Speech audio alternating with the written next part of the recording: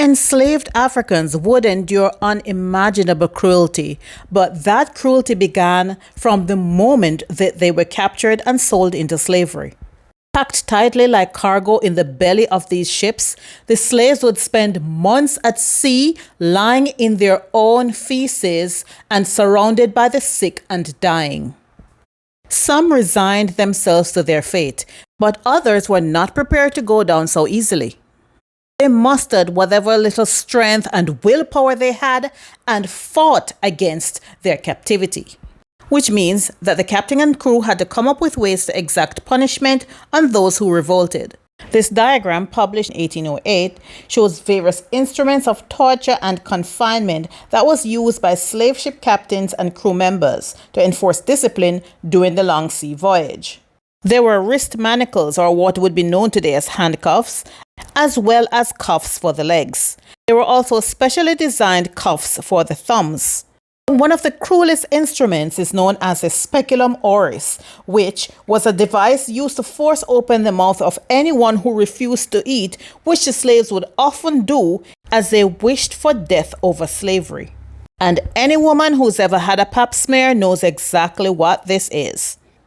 With the speculum oris, the enslaved person's mouth was forced open and they were force fed as a form of punishment for refusing to eat.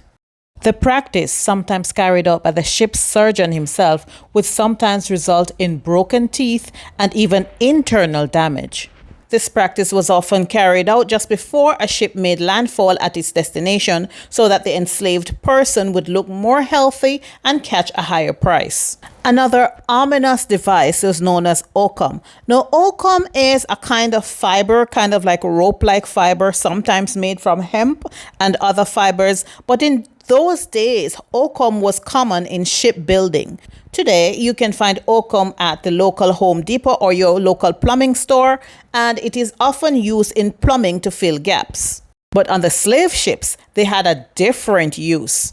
Being at sea for many months among the sick and dying often meant that slaves would be vomiting consistently and had diarrhea. And they couldn't be sold in that condition, could they? So what the ship's captain and the crew would do?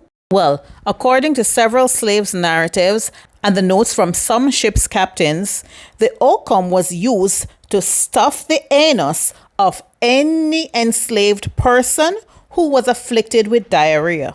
This was another practice done in preparation for sale within a short period of time, and as such, the buyers would quickly examine the enslaved person that they had just purchased to see if there was any discharge from the rear.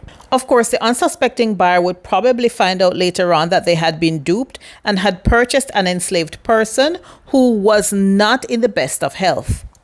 But that would have been after the sale had been completed and they probably had little to no recourse. Enslaved persons who were brought to Jamaica and other parts of the West Indies testified to having endured those cruel forms of punishment on their journey.